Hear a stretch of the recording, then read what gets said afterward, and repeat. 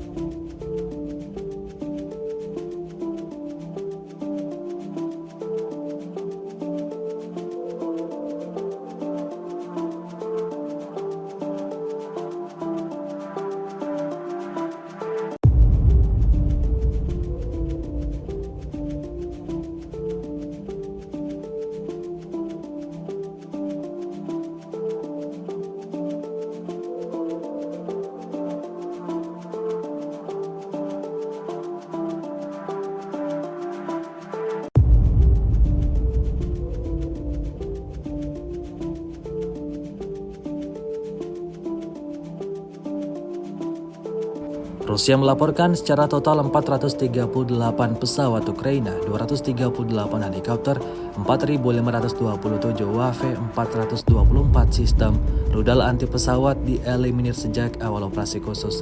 Sedangkan dari kubu Kiev, Kementerian Pertahanan Ukraina melaporkan sebanyak 880 tentara Rusia dieliminir dalam sehari terakhir. Total 212.030 prajurit Rusia meninggal sejak awal konflik hingga hari ke-469.